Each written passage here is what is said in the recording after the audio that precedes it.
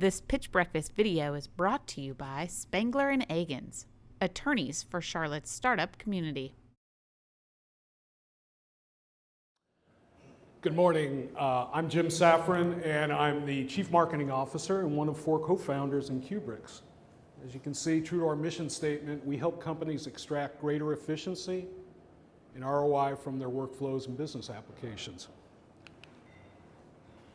This is interesting information right here. At the end of 2016, the largest 11 banks in the world paid out over $40 billion in regulatory fines, much of that from security breaches that exposed their customers' private data.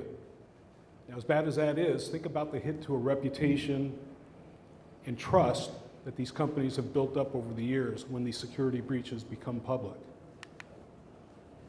Why is this happening with such frequency and scale these days? Massive amounts of information, a lot of it not being secured very properly, and the advent of very inexpensive computational power has given all the motive and tools for any hacker anywhere on the planet to go after your data. So there's a new technology on the horizon, and this technology promises to do, among other things, a better job of securing this data. It's brand new. The underpinnings, the pick and shoveling, the foundation of it is currently being built. We're very early. And if you want a technology analogy, all you need to do is look at the internet 94, 95 to get a sense of where we are with this technology. As you can see, based on that first slide, why blockchain is so interesting to these enterprises. Now, this is just a smattering. Obviously, this is a fintech event. So we brought up those companies that are in that space.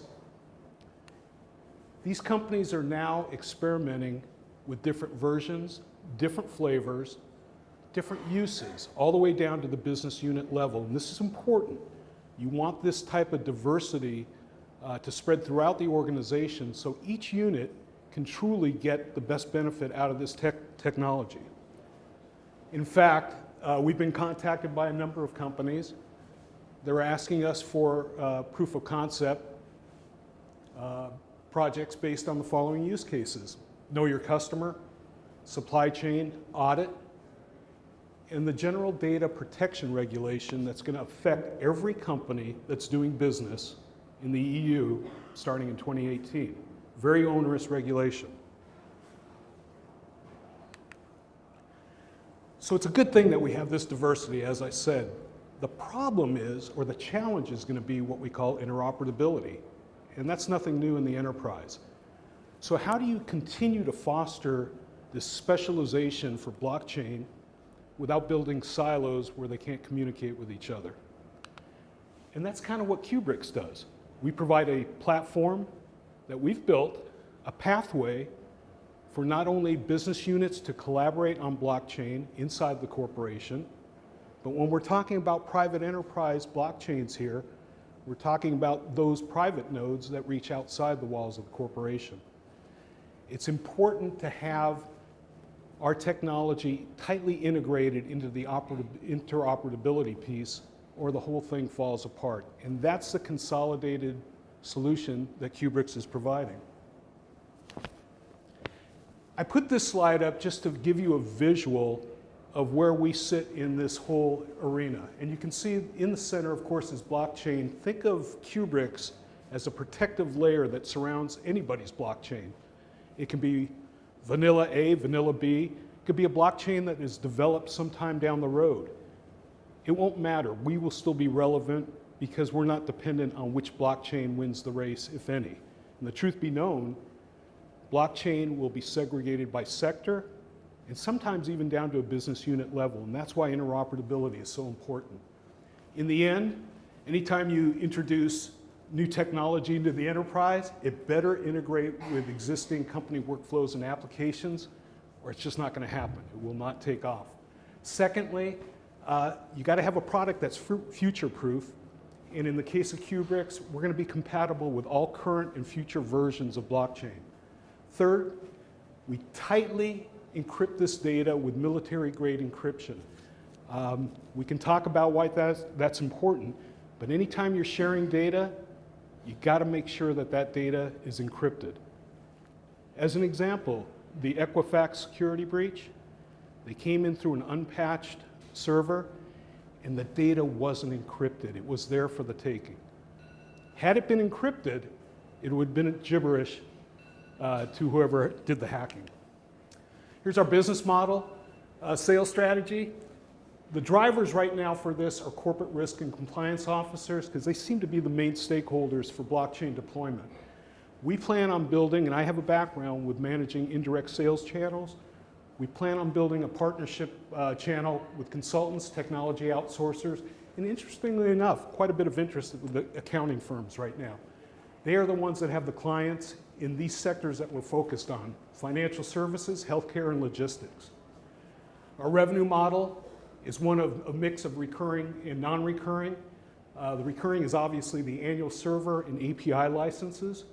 And then we determine that 20% is going to be the maintenance fee on those licenses. On the non-recurring side, professional services, proof of concept pilots, and platform customizations. With all new technology, it seems that those that introduce the technology or are in the space end up having to rely on professional services here in the beginning. I think I've run out of time. Revenue projection, you can see us breaking even in year 3. Here's a revenue breakdown of how we're going to get there. This is our timeline where we are right now. We're in 2 different accelerators, QC FinTech, and one that's been put together by the founders of Infosys, the largest one in India, called the Axeler Accelerator. Use of funds, we need $2 million in the next 18 months. This is a race for us, and it's not about running out of money. We could bootstrap this for another year if we needed to. It's a race against everybody else that might try to compete with us. $500,000 gets us to a minimal viable product. Another 1.5 gets us to a deliverable product. This is the team, very quickly, very diverse groups. I have 2 founders that are based in Bangalore, India, that are personally monitoring the development of the platform and selecting future employees based on those developers. And then myself and Brennan Bennett are both based here in the US. Again, we're QBRICS. We hope we can help you achieve greater ROI and efficiency from your workflows. Thank you very much.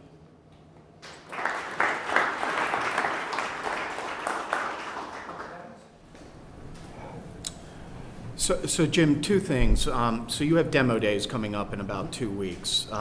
So some feedback. You're going to need to tighten up your pitch because you went over by about 2.5 minutes or 2 minutes here. The other thing on the slides, they're busy. There's a lot of words. Certainly sitting here, I'm not able to read all that information. Just bring them up a level. The one thing that would help me a lot, the whole time you were talking, I was like, all right, is this a services business? Is it a software business? You finally got to that at the end.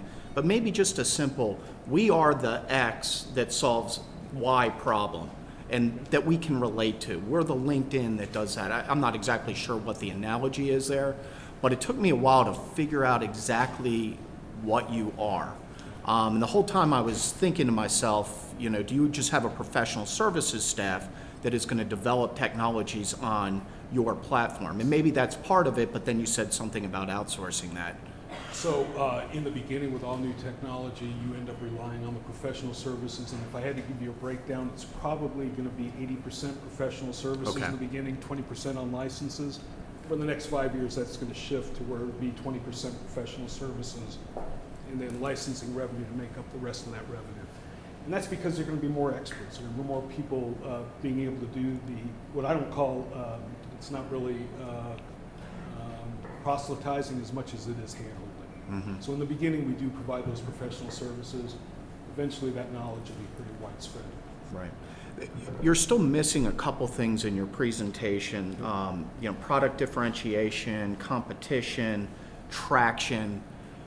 Again, you've got to squeeze a lot into 5 minutes, and I'm not sure how long the demo day pitch is going to be.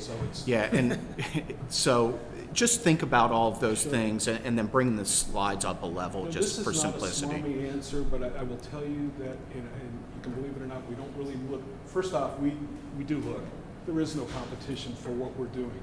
You can pick apart the different components of our platform, say that's a competitor, but it weakens the whole offering. And so I toyed with the idea of putting a competitive slide up there. Truth is, we're only 4 individuals. We don't have time to see who's competing with us. We're trying to set a goal that's out there, and it doesn't do us any good looking to see who's on our trail. That's the real answer.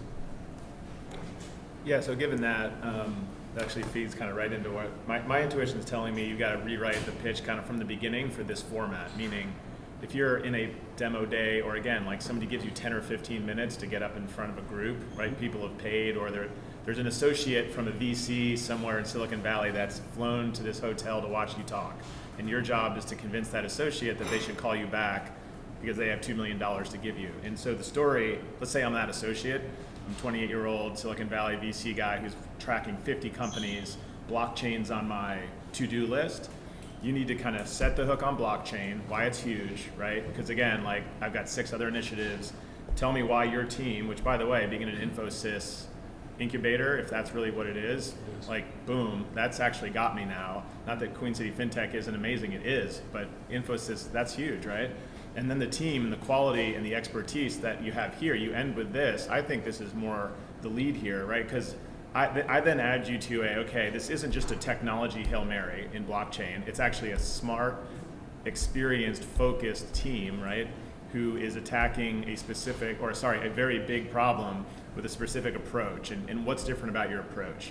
Because your ask for $2 million is really kind of like, we need $2 million to get everyone together and to start deploying kind of proof of concept and developing relationships with these large corporations. And I think that's what your pitch is. I don't know. I mean, if you're asking me for $2 million to build a huge stack for blockchain, I'm going to say that's kind of crazy. You probably need more like 200 million ultimately to solve some of those problems. But so rather than debate that, like, I just think you need to leave the abstracted from the upfront and get a little tighter as to what's really here. And I think that's maybe what we're both saying, is you're kind of missing the substance of what you guys have put together, at least from my point of view. Because again, I'm that 28-year-old associate.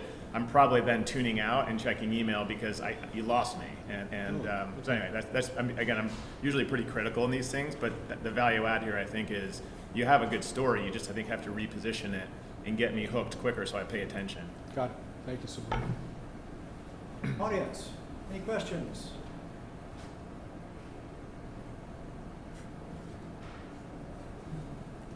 Anybody got a question? All right. Thank you very much for your time. Okay. Thanks, Jim.